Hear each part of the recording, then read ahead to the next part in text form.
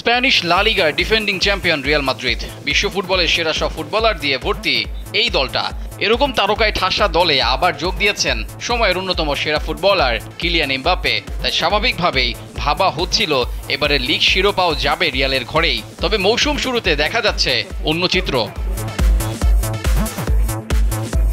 Spanish লা লিগায় 3 match শেষেই শীর্ষে থাকা বার্সেলোনার চেয়ে 4 পয়েন্ট পিছিয়ে পড়ছে রিয়াল মাদ্রিদ।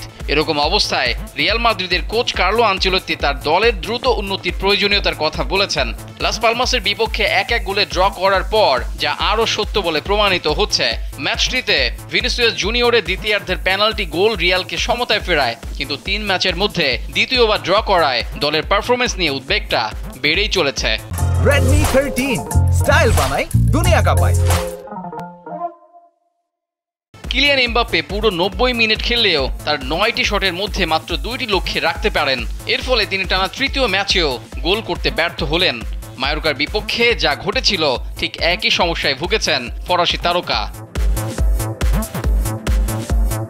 অথচ এই রিয়াল মাদ্রিদই মৌসুমে শুরু করেছিল উয়েফা সুপার কাপ জিতে, যেখানে এমবাপ্পে গোলও করেছিলেন। তবে লা লিগায় মায়োর্কার বিপক্ষে 1-1 গোলে ড্র দিয়ে তারা লিগ মৌসুম শুরু করে। তারপর তারা রিয়াল ভায়াদলিদকে 3-0 গোলে হারালেও লাস পালমাসের বিপক্ষে ড্র তাদের জন্য পুনরায় প্রশ্ন তুলে দিয়েছে, বিশেষ করে রিয়াল বেতিসের বিরুদ্ধে আসন্ন ম্যাচের আগে। আনচেলত্তি উল্লেখ করেছেন যে তার দল গত মৌসুমের রক্ষণাত্মক স্থিতিশীলতা ধরে রাখতে ব্যর্থ হয়েছে। আমরা কোনো অজুহাত খুঁজতে পারি না, আমাদের দ্রুত উন্নতি করতে হবে।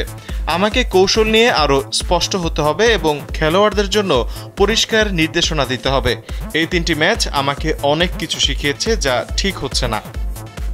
লাস পালমাসের বিপক্ষে 4টি পরিবর্তন এনেও ম্যাচে উন্নতির লক্ষণ দেখা যায়নি। Lucas Vazquez, Ferland Mendy, Luka Modric এবং ব্রাহিম দিয়াজকে দলে আনলেও রিয়ালের খেলায় তেমন কোনো ইতিবাচক পরিবর্তন আসেনি। এই মুহূর্তে দলের শক্তি বাড়াতে অন্য কোনো প্ল্যান আছে কিনা আনচেলত্তির কাছে জানতে চাওয়া হয়েছিল। তবে সে সম্ভাবনা যে একদমই নেই সেটা সরাসরি জানিয়ে দিয়েছেন তিনি। সাথে আরও বলেছেন যে এখনকার রিয়াল দলটায় কোনো ঘাটতি নেই, বরং সম্পূর্ণ। রেজাউল করিম, কালবেলা।